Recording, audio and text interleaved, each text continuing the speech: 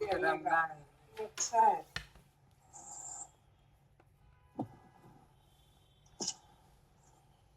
थोड़ा कुर्सी आगे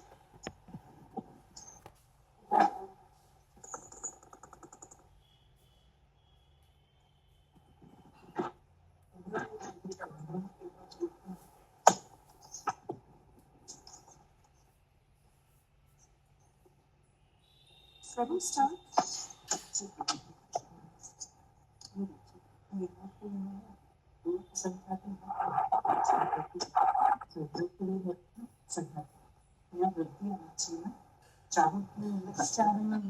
नहीं तो हानि भी नहीं है, ऊपर वृद्धि है नीचे हानि नहीं है ना, तो ये घटता वाला तो पति तो दोनों प्रकार ये दिव्य ने जी जी जी सबको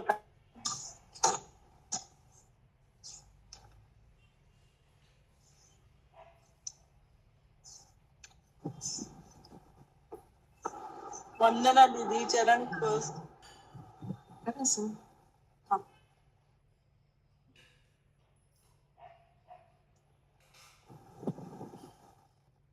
पणमेश शाणमिं गुणगणभूषणं महावीरं सम्मत्तरेण निलयं पयडिसंकीर्तनं उच्चम्। बोले गजानन देवाद्य प्रथम तीर्थंकर श्री आदिनाथ भगवान की जय। वर्तमान शासनाय श्री महावीर भगवान की जय। परम पूज्य आचार्य प्रवर श्री विद्यासागर जी, आचार्य श्री समय सागर जी, आचार्य श्री ज्ञान सागर जी, आचार्य श्री ज्ञेय सागर जी महाराज की जय। मुनि श्री प्रणम सागर जी महाराज की जय। आचार्य श्री नैमी चंद स्वामी जी की जय। दासांग जनवाणी माता जी की जय। गौमठ सार कर्मकांड ग्रंथराज प्रथम अधिकार प्रकृति समुत्कीर्तन अधिकार 86 गाथा, जिसमें कर्मों के भेद प्रभेद का वर्णन करते हुए 148 कर्म प्रकृतियों में घातिया कर्म प्रकृति, अघातिया कर्म प्रकृति का वर्णन करके घातिया में ही दो प्रकार की देशघाती और सर्वघाती प्रकृतियों का वर्णन किया था कि सर्वघाती प्रकृति कितनी है, 21 है, और देशघाती प्रकृति 26 है। और देशघाती प्रकृति के देशघाती स्पर्धकों का उदय होने पर ही क्षयोपम अवस्था बनती है। यदि सर्वघाती स्पर्धकों का उदय होता है तो फिर वो क्षयोपम अवस्था नहीं बनती उस समय, क्योंकि उस पूरे स्पर्धकों का उनका सर्वघात कर रहे हैं वो स्पर्धक। और एक सम्यक मिथ्यात्व प्रकृति एक अनूठी ऐसी अलग सी प्रकृति है जिसमें सर्वघाती स्पर्धा का उसका सर्वघाती स्पर्धा की मान करके भी, लेकिन उसमें उनके उदय होने पर भी उसका गुणांश प्रकट होता है। इस कारण से उसको जात्यंतर सर्वघाती कहा है। तो उसमें तीसरे गुण स्थान में उसने क्षयोपम अवस्था ही बनाई है, उसने क्षयोपम भाव बनाया है। यदि सम्यक मिथ्यात्व का उदय है, लेकिन कहा वहां अधिक भाव होना चाहिए था, लेकिन वहां अधिक भाव क्यों नहीं कहा? क्योंकि सम्यक तो मिथ्यात्व मिला हुआ परिणाम होता है ना, सम्यक रूपी परिणाम वहां सम्यक रूप गुण का गुणांश प्रकट है। इस कारण से उस अपेक्षा से उसको क्षयोपम भाव कहा है। तो इस प्रकार से ये वर्णन करते हुए फिर कहा आघातीय कर्म की जो प्रकृतियां हैं, जो घातीय कर्म की प्रकृति है, वे तो पूरी की पूरी कैसी हैं? और पाप प्रकृति ही है, क्योंकि वो तो अपने जीव के गुणों का घात करती हैं, उनको हम पुण्य कह ही नहीं सकते हैं। लेकिन जो अघातीय कर्म की प्रकृति है, उनमें यदि देखा जाए तो कुछ प्रकृतियां ऐसी हैं जो पुण्य प्रकृति हैं, कुछ पाप है। पुण्य है ना, पुण्य प्रकृति जो हमारे शुभ परिणामों के माध्यम से जो कर्म बनते हैं उनको पुण्य प्रकृति कहा है, और हमारे अशुभ परिणामों के माध्यम से जो कर्म बनते हैं उनको पाप प्रकृति कहा है। कुछ ध्रुवबंदी जो 47 ध्रुवबंदी प्रकृतियां होती हैं, यद्यपि भी हम अपने शुभ परिणाम करते हैं तो भी वो बनती हैं, क्योंकि वो ध्रुवबंदी है, इसलिए उनके साथ ये नियम लागू नहीं होगा, क्योंकि वो ध्रुव बंदी है। जब तक उनकी बंध विच्छुत्ति नहीं हो जाती उन प्रकृतियों को तो बंद नहीं बनना है। जैसे ज्ञान आवरण है, दर्शनावरण की 3, ये तो बंधेंगी कब तक? मतलब 10वें गुण स्थान तक बनना है। अभी अपन स्वाध्याय कर रहे तो भी बंद रही वो ज्ञान आवरण, चक्षु दर्शनावरण, चक्षु दर्शनावधि दर्शनावरण आदि अभी भी बंद नहीं है अपन को, यानी जब तक अपन की जिस गुण स्थान है उस गुण स्थान के साथ उनकी बंध विच्छित्ति जहां तक नहीं हुई है वहां तक वो बंधेंगे। तो इसलिए उनके साथ ये नियम लागू नहीं होगा। हाँ, लेकिन वहां इतना जरूर है वो बंधेंगी, लेकिन अपने शुभ परिणाम, अच्छे परिणाम होंगे, विशुद्ध परिणाम है, तो उनमें कुछ फल देने की जो शक्ति है वो ज्यादा नहीं पड़ेगी, वो कम पड़ेगी। फलदान शक्ति उस समय कम पड़ती है, और यदि वो ही अपन के उस समय परिणाम यदि जैसे वैसे रूप होते हैं तो उनमें फलदान शक्ति ज्यादा पड़ जाती है। बस इतना अंतर आता है। तो ऐसी पुण्य प्रकृतियां कितनी हैं? तो कहा था भेद विवक्षा से पुण्य प्रकृतियां 68 हैं, और अभेद विवक्षा से 42 हैं। भेद विवक्षा से कितनी है? 68 है, और अभेद विवक्षा से पुण्य प्रकृतियां 42 है। तो अंतर क्यों आ गया? तो वो अंतर उस अपेक्षा से आया था। किस अपेक्षा से आया था? 26, वही 5 बंधन, 5 संघात, इन 10 को नहीं गिनना है अपन को उसमें अभेद विवक्षा में, और इस पर गंध वर्ण आदि की 16 नहीं गिनेंगे, वहां 4 ही गिनेंगे। तो ऐसे 26 कम कर देंगे 68 प्रकृतियों में से, तो कितनी वह होंगी? 42। इसलिए बादाल अभेद दो सत्ता, इस प्रकार से कहा था। ठीक है। फिर पाप प्रकृतियों का वर्णन किया था कि अप्रशस्त प्रकृतियां कितनी हैं। तो इसमें अपन को, क्योंकि इसमें बंध उदय की अपेक्षा भी कथन लगाना है, क्योंकि इसमें मोहिनी कर्म की 2 प्रकृति ऐसी हैं कि जो बनती नहीं है, लेकिन उनका उदय और सत्ता बनती है। तो इसलिए उदय की अपेक्षा से देखेंगे तो 2 प्रकृतियां ज्यादा करेंगे, बंध की अपेक्षा से वो प्रकृतियां बनती नहीं है, इसलिए उनको 2 कम करके करेंगे। इसमें भी भेद व्याख्या करेंगे, अभेद व्याख्या से करेंगे। भेद विवक्षा से देखेंगे तो उदय की अपेक्षा से 100 प्रकृतियों का बंध होता है ना, 100 प्रकृतियां हैं, और 100 प्रकृतियों का उदय होता है। बंध की अपेक्षा से देखेंगे तो 98 प्रकृति का बंध होता है पाप प्रकृतियों में। ठीक है।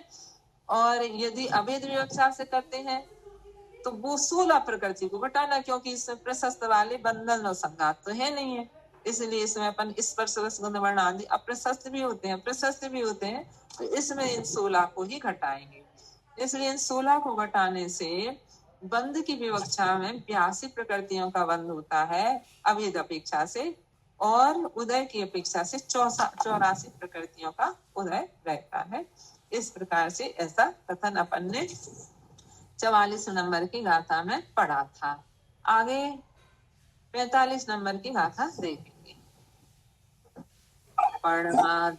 पड़मादिया कसाया, पड़मादिया खसाया, सम्मतम देश शैल चारितम, सम्मतम देश शैल चारितम, जय खादम घादंत्ये, जय खादम का गादंत्य, गुणनामा होन्ति से सावी, गुणनामा होन्ति से सावी।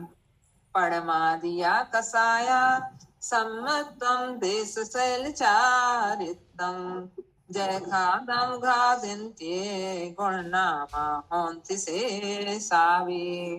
पड़मादिया कसाया, सम्मतम देश शैल चारितम, जय खादम घादंत्य, गुणनामा होन्ति से सावी। तो पड़मा दिया कसाया, यहाँ कैसे लेना है कि पहली कसाय को आदि लेकर के, पहली कसाय कौन सी है? अनंतानुबंधी, दूसरे नंबर की अप्रत्याख्यान, तीसरे नंबर की प्रत्याख्यान, चौथे नंबर की संजरान। ऐसे अनंतानुबंधी क्रोधमान मायल, वैसे 16 कसाय के भेद की, और 9 कसाय की 9, ऐसे 25 कसाय के भेद है। तो उसमें कह रहे हैं पहली वाली कसाय, तो उसे अपन को पहली वाली कसाय कहेंगे तो क्या लेना? अनंतानुबंधी कसाय। तो घर पड़मा दिया, उसको आदि लेकर के कहना है कि प्रथम कसाय को आदि लेकर के, यानी पहले नंबर की जो कसाय है वो सम्मतम माने सम्यक्त को, सम्यक्त का कार्य बता रहे हैं। कौन सी कसाय का क्या कार्य है? तो कह रहे पहली कसाय का कार्य है कि वो सम्यक दर्शन को नहीं होने देती है। यदि अनंतानुबंधी का उदय रहेगा तो उस जीव के कभी भी सम्यक दर्शन नहीं हो सकता।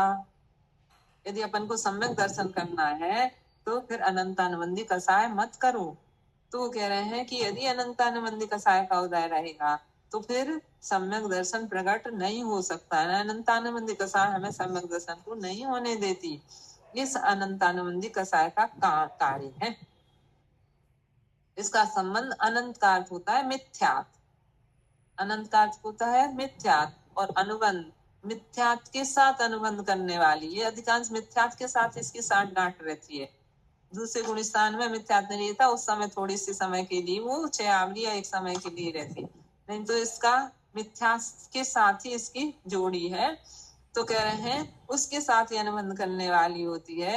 यानी जैसे मिथ्यात् कर्म को उदय होती सम्यक दर्शन नहीं हो सकता, ऐसे अनंतानुबंधी के उदय रहते भी सम्यक दर्शन नहीं हो सकता। इसलिए सम्यक का घात करती है, सम्यक को प्रकट नहीं होने देती है। और सम्यक दर्शन हो भी जाए तो सम्यक दर्शन से हमें गिरा भी देती है, क्योंकि दूसरे गुण स्थान में अनंतानुबंधी कसाय का उदय आता है तो सम्यक छूट जाता है, दूसरे गुण स्थान में आ जाता है। तो ये अनंतानुबंधी कसाय कह रहे हैं सम्यक को चुराने वाली भी है, ऐसा कई ग्रंथों में आया है। यानी हमें उससे धक्का देती है, वह सम्यक से गिरा देती है।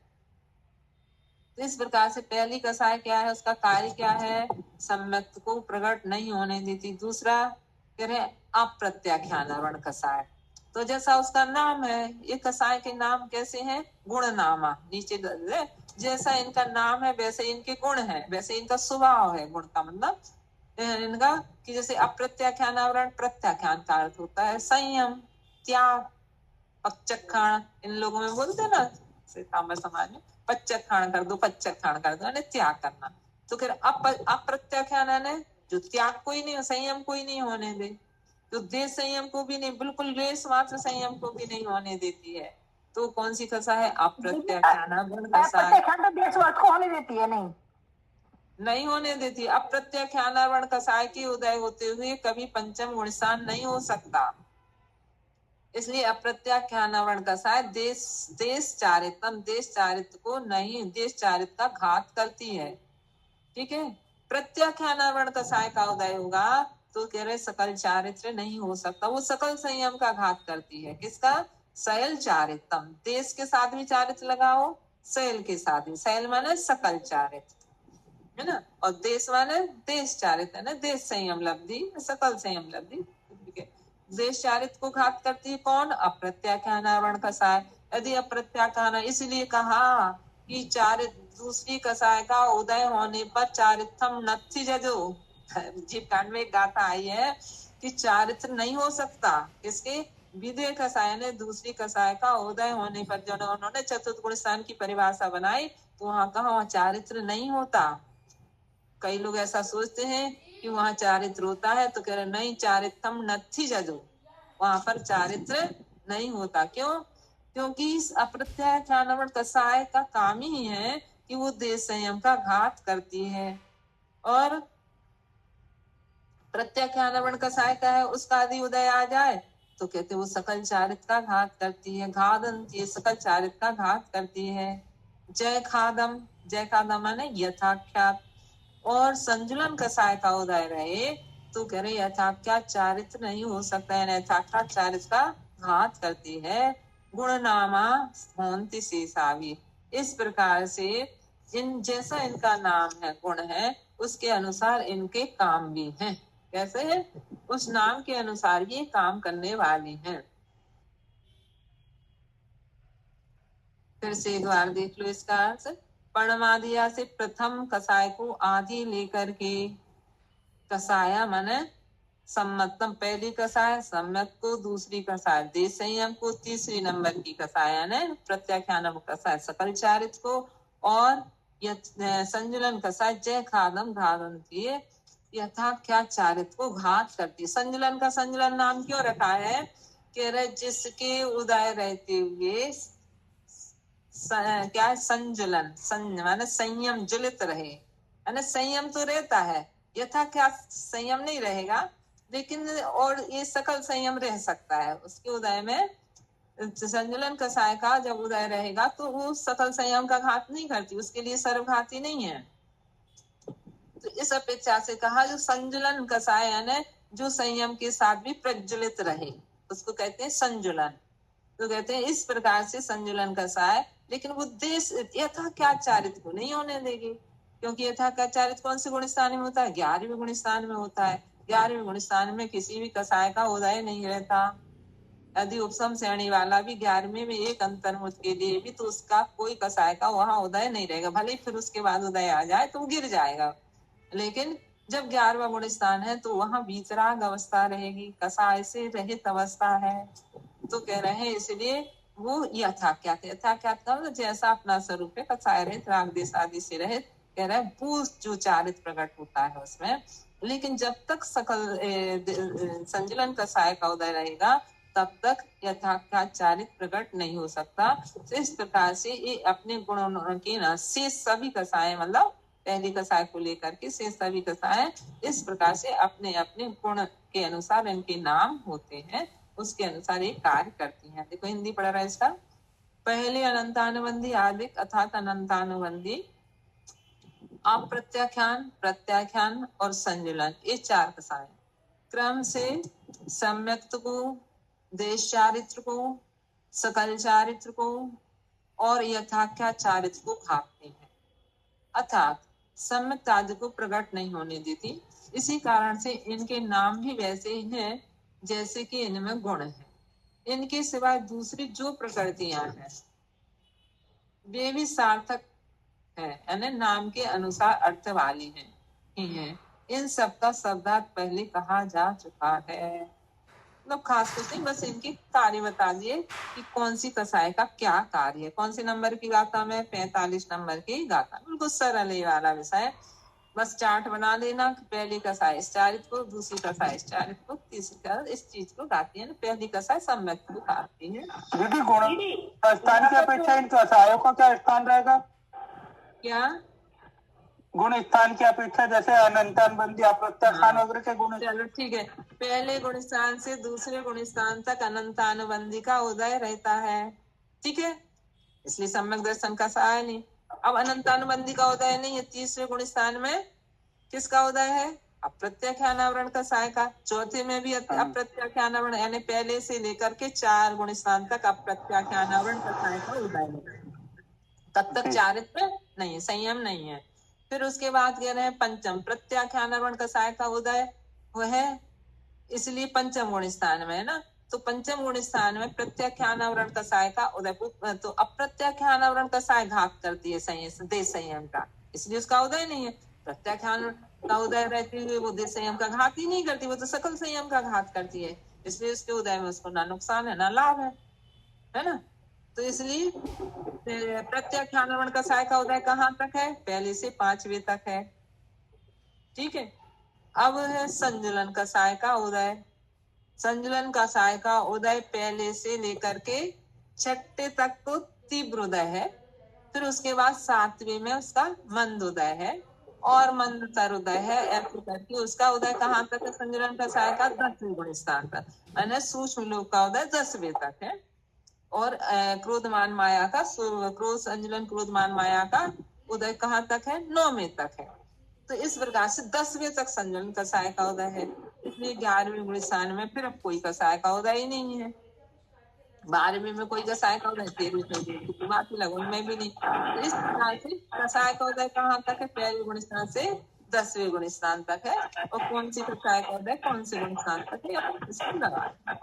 दीदी यहाँ पर जो लिखा है तो इसके सिवाय जो दूसरी प्रकृतियां हैं, तो दूसरी प्रकृति वो हास्य रति आदि ये वाली। हाँ, उनको उनको ही लेना है कि उनका भी उनका जैसा नाम है। जैसे हास्य नाम का उदय में हंसी आएगी, तो जैसा उनका नाम है जैसा काम है ना। अब जैसे रति के उदय में क्या है? राग करेंगे, अरति के उदय में देश करेंगे, भय के उदय में भय करेंगे, जुगुप्सा के उदय में किसी पदार्थ को देख करके अपन को ग्लानि उत्पन्न होती है, तो जुगुप्सा का काम है। तो इस प्रकार से उनका जैसा उनका नाम है वैसा उनका कार्य अन्य शीर्ष कसायों का भी समझ लेना चाहिए। ये जो पहली कसाय कौन से गुण स्थान तक है? पहली अनंतानुबंधी कसाय पहले और दूसरे गुण स्थान तक है। पहले में भी उसका उदय है, दूसरे में भी उसका उदय है। लेकिन पहले में जो उदय है मतलब वो मिथ्यात्व के साथ उसका उदय है, और दूसरे में मिथ्यात्व नहीं है उसके साथ। अकेले अनंतानुबंधी का होता है। इसलिए वहाँ अव्यक्त, वहां भी अपन देखा जाए एक अपेक्षा से वो कैसा है कि वहां पर वो सम्यक दृष्टि तो नहीं है ना, सम्यक से गिर गया है, सम्यक से गिर करके दूसरे में आते हैं और फिर जाकर के उसको नीचे ही जाना है। कहाँ जाना है? मिथ्यात्म में ही जा रहा है। जैसे वृक्ष से फल टूटा और कहाँ गिरेगा? पृथ्वी पे गिरा। पृथ्वी मिथ्यात है, लेकिन बीच की जो अवस्था है वो है साधारण गुण स्थान की अवस्था, दूसरे गुण स्थान की। तो उस समय अनंत अनुबंधी का उस समय भी उदय, वो अनंत अनुबंधी के उदय से वो दूसरा गुण स्थान बना है। दीदी जैसे किसी ने देह संयम ग्रहण कर लिया, 5वां गुण स्थान हो गया, तो उनकी 2 कथाएं छूट जाती है, अनंत अनुबंध और प्रत्यक्ष। यदि उनको उनकी 2 कसाय का उदय नहीं है और यदि आ गया उनका साय का उदय कदाचित, तो गुण स्थान गिर जाएगा, फिर वो उस गुण स्थान में नहीं रहेंगे। तो देखो उसको बता रहे हैं, आगे की गाथा इसी से संबंधित है, उसको भी अपन पढ़ेंगे आज। कैसे पता चलेगा? अब वो उसी को बता रहे हैं आगे की गाथा में। अंतो मुहूर्तपक्खम क्षमासं शङ्खसङ्खणन्तभवम् क्षमासं शङ्खसङ्खणन्तभवम् संजलनमादियाणम् वासणकालो दुनियमेण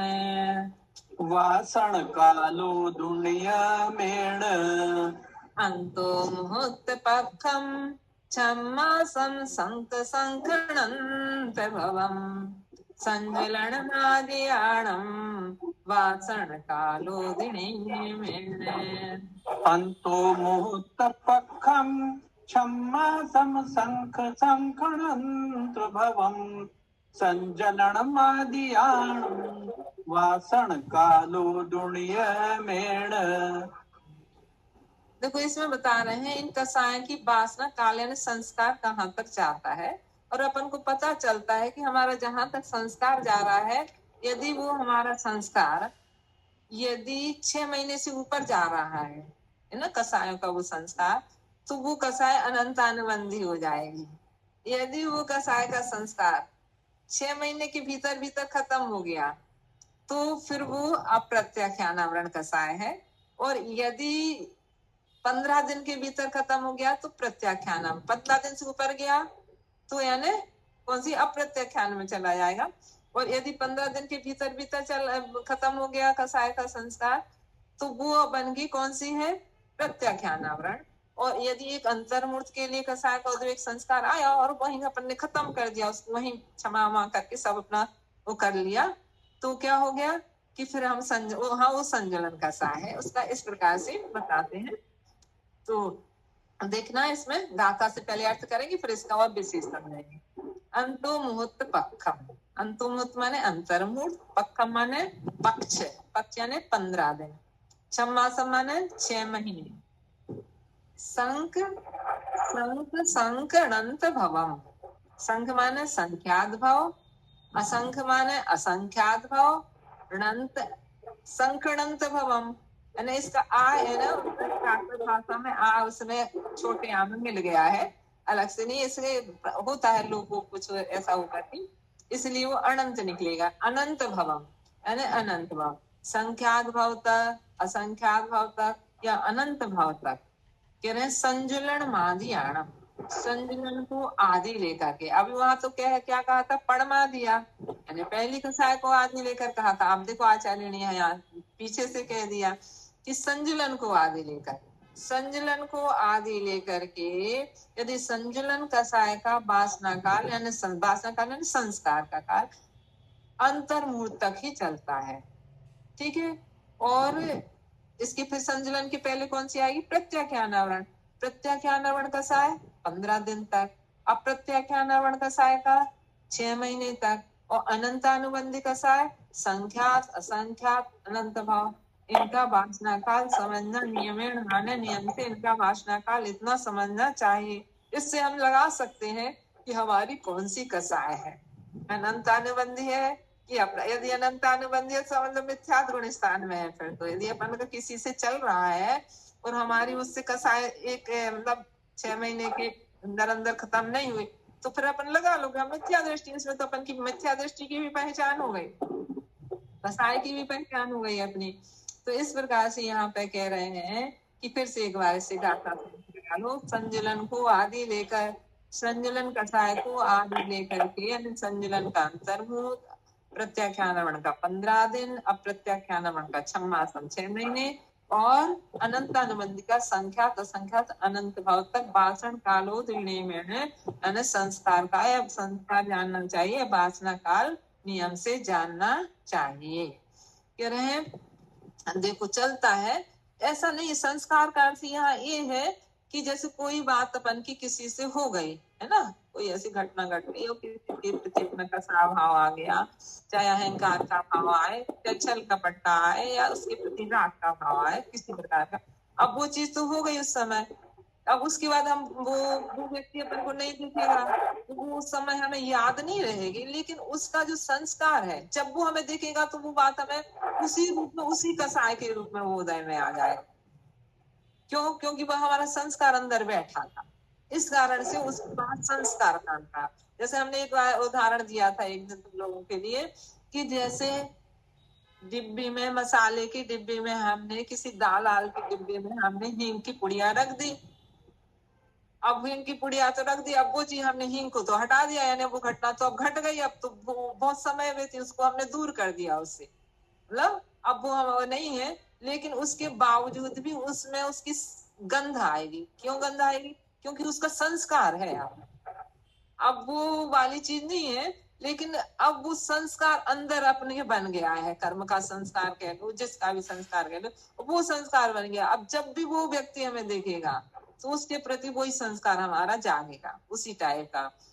शांतिनाथ भगवान का पुराण पढ़ रहे थे तो उसमें एक प्रसंग आया, बहुत अच्छा प्रसंग है, इन सब चीजों को समझने की पुराण के अंदर, इस सब ग्रंथों में इस प्रकार का प्रसंग समझ में आता है कि जब वो मेघरथ राजा की पर्याय में थे, घनरथ उनके पिता तीर्थंकर थे उस समय, विदेश क्षेत्र की पुंडिक नगरी के उस समय का प्रसंग है, उनके पूर्व भाव की घटना है, भगवान की। तो उनके पिता घनरथ जी थे, वो मेघरथ की पर्याय में थे, उसी समय उनके यहाँ सभा ऐसी लगी थी, धर्म सभा वगैरह, और 2 मुर्गे आपस में लड़ते लड़ते आते हैं, तो वहां पर जो थे ना, पढ़ना कभी उसमें ग्रंथ में, तो उसमें वो पूछते हैं अपने बेटे से, मेरा से, कि अच्छा ये दोनों क्यों आपस में इस प्रकार से लड़ रहे हैं, इनके लड़ने का कारण क्या है, ये क्यों आपस में दोनों की युद्ध हो रहे हैं, और सब लोग मजा आनंद ले रहे हैं उसमें, तो उससे कर्म भी बांध रहे हैं, तो ऐसा क्यों ये आपस में लड़ रहे हैं।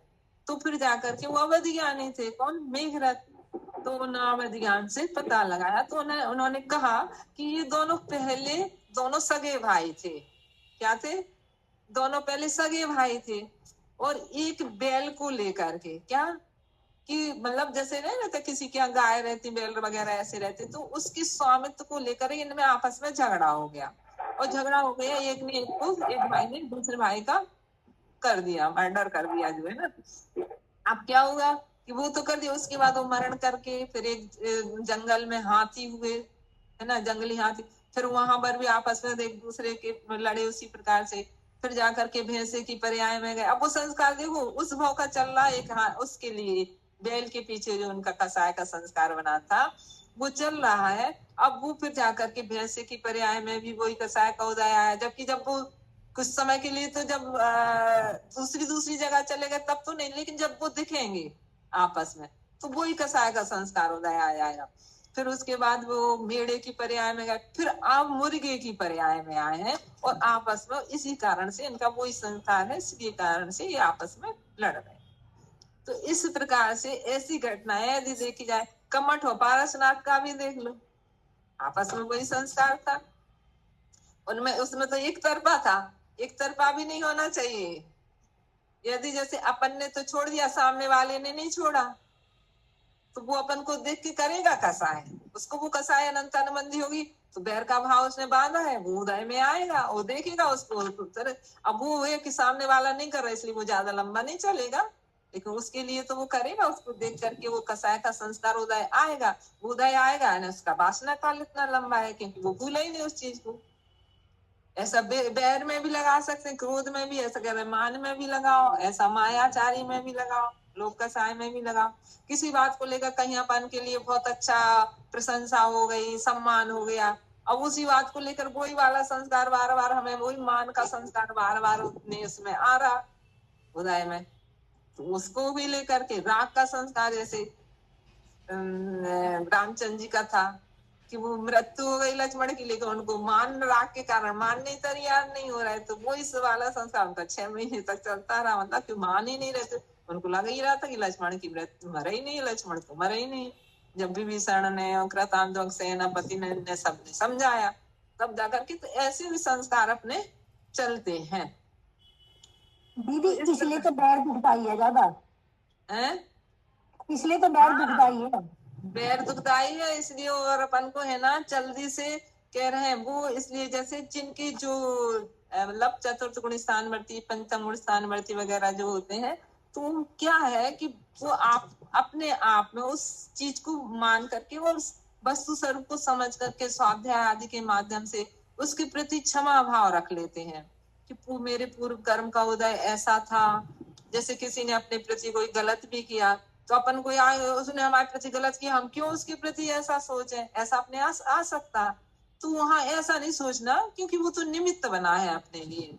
वास्तव में यदि देखा जाए तो अपने पूर्व कर्म का ही उदय था, अपन नहीं तो बांध देते जैसे पूर्व कर्म के इससे, अब वो कर्म का उदय आया है, तो वो उस समय फिर वस्तु स्वरूप को समझेगा और सोचेगा कि नहीं हमारे पूर्व कर्म के उदय से है, तो वो उसको दोष ना देके उसको क्षमा कर देगा।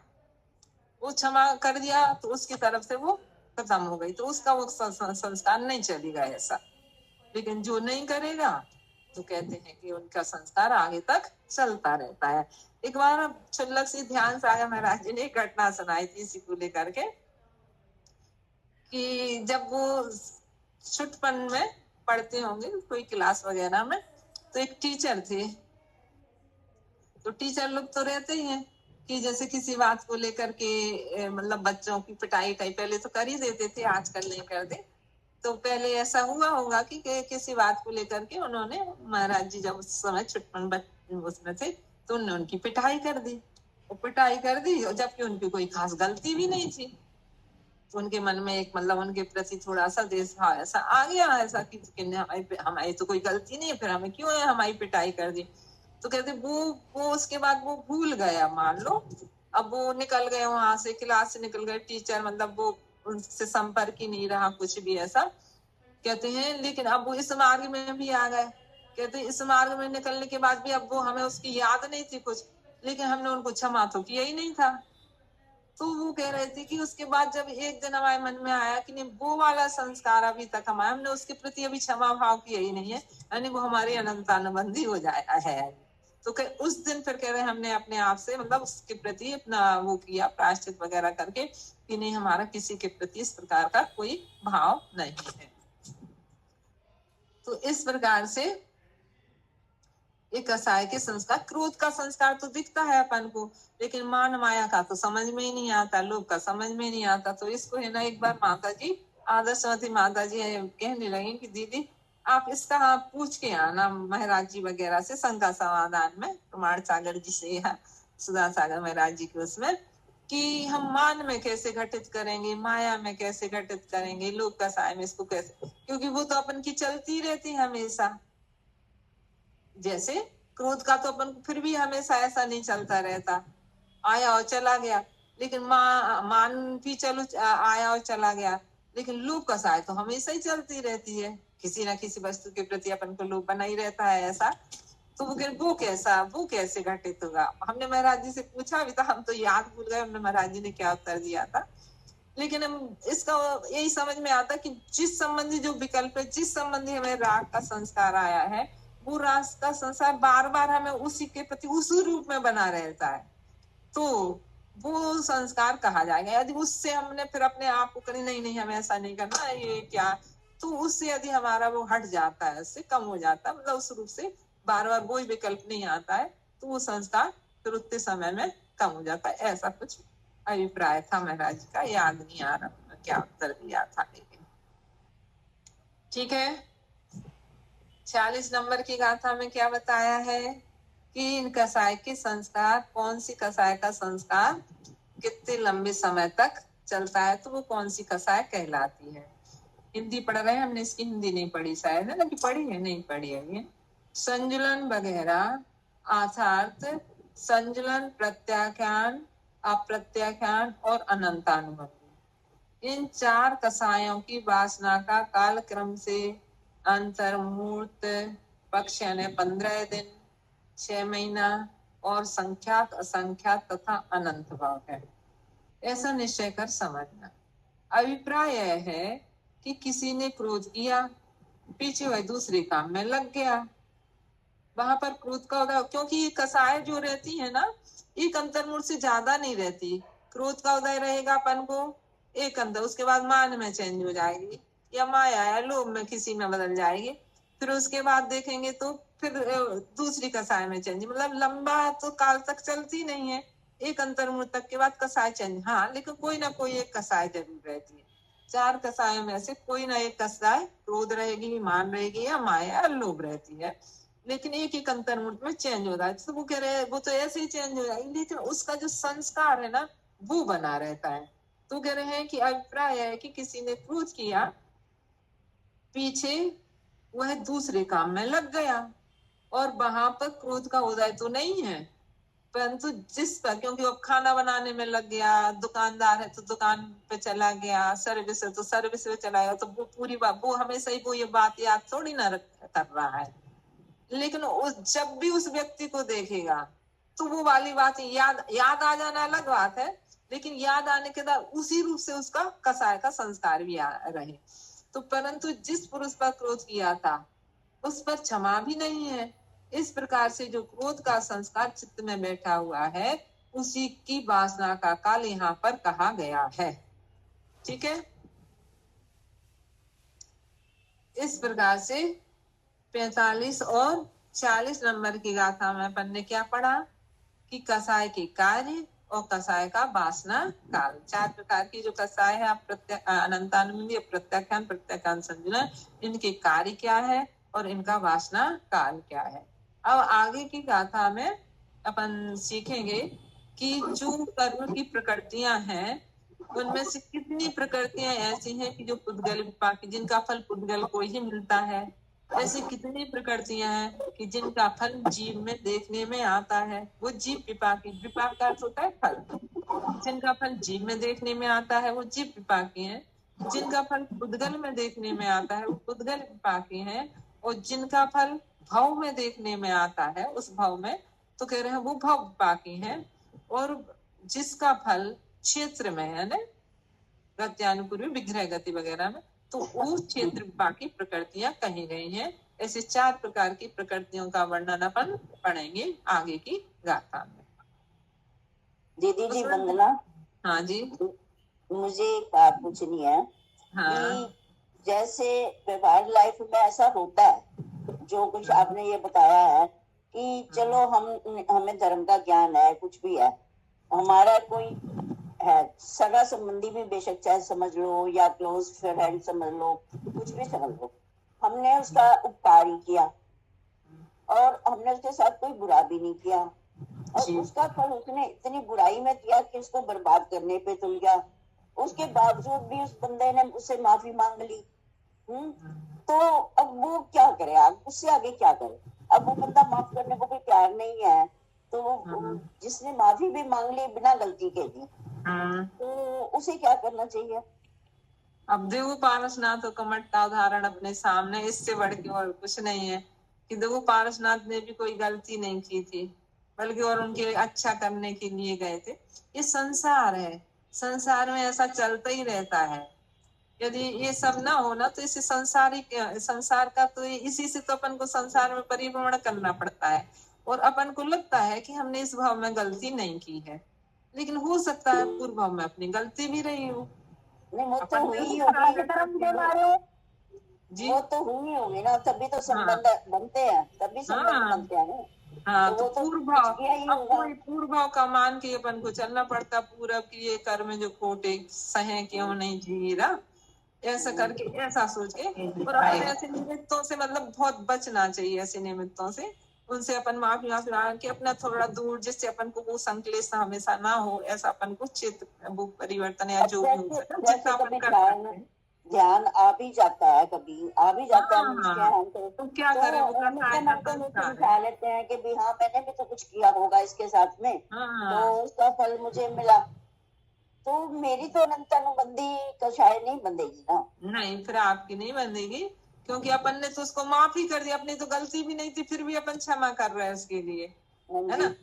तो अपन की इस वर्तमान की तो नहीं ऐसा कोई वाला रहेगा, क्योंकि अपन के उसके प्रति है ही नहीं बिल्कुल कुछ, उसको देख के अपन के परिणाम में कोई विद्वेष या कुछ ऐसा उत्पन्न ही नहीं होता है, बल्कि उसके प्रति अच्छे ही भाव आ रहा, तो फिर अपन की कोई वो नहीं रहेगी अनंतानुबंधी। और यदि आता है अपने मन में भी, तो फिर अपन का रहेगा ऐसा, फिर वो कसाय नहीं कही जाएगी। इसलिए आता है तो समझा लेते हैं ना हम अपने मन को। हाँ, लेकिन जब आ ही गया है ना, समझा लिया जब, तो ठीक ठीक है, तब खत्म हो जाएगी। लेकिन जब अपन की यदि उसको देख करके कोई ऐसी भावना आती है उसके प्रति, मतलब ये आती कि उसने खराब किया, ये ठीक ठीक है, लेकिन उसको हम माफ करने की भावना आ रही है अपन की ना, तो फिर अपन को दोष नहीं लगेगी, वो नहीं आएगी अपनी। यदि उसने अपने साथ ऐसा किया, हम भी उसके साथ ऐसा करेंगे, तो गलत हो जाएगा। अब ये ना उसने जो कर लिया वो कर लिया, अब हम भी कुछ बुरा सोचे उसके प्रति, तो कर्म तो हमारे ही बंधेंगे ना। इसी से तो अपन तो स्वाध्याय के माध्यम से अपन को पता चल गया, इसलिए अपन ने तो सोच लिया। लेकिन कभी एक तरफा भी होता है, इसलिए प्रमाण सागर महाराज जी कहते हैं कि यदि जैसे अपन से हो सके, यदि सामने वाला नहीं मान रहा, वो तो अपन के हाथ में नहीं ना उसका परिवर्तन, लेकिन फिर भी यदि हो सके किसी माध्यम से उसको यदि अपन बदल दे तो ठीक है, तो आगे अपन को दिक्कत नहीं आएगी। लेकिन अपन तो बदल गए, लेकिन वो नहीं बदला, फिर मिलेंगे, तो हो सकता वो अपने साथ फिर ऐसा करे।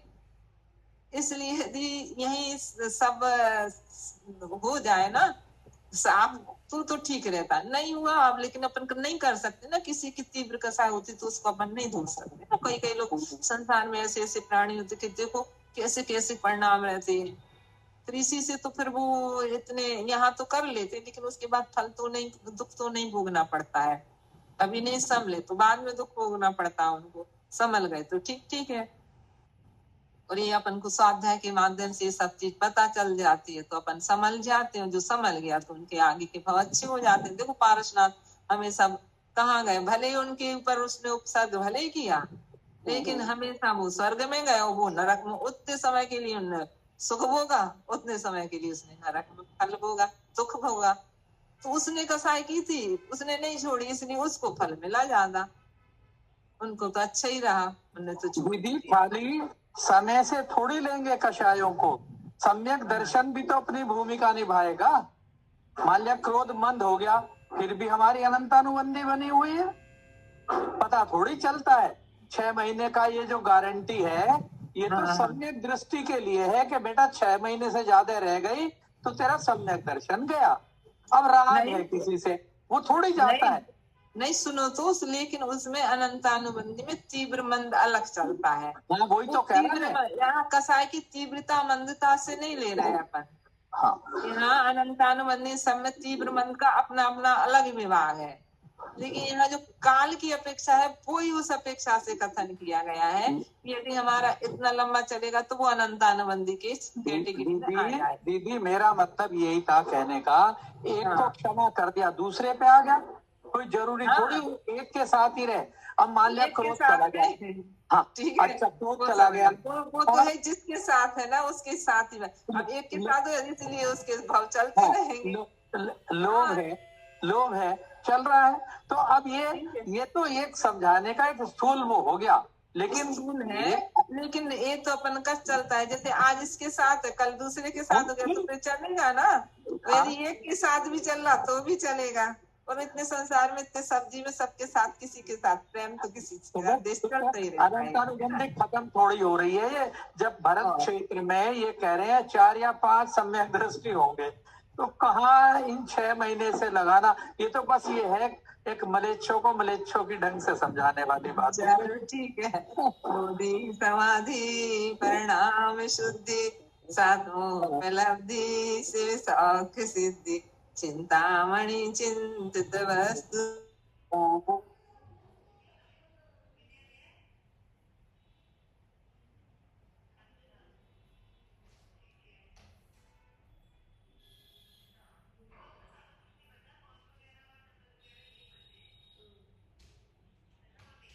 दीदी जय जिनेन्द्र, दीदी जय जिनेन्द्र, सबको जय जिनेन्द्र।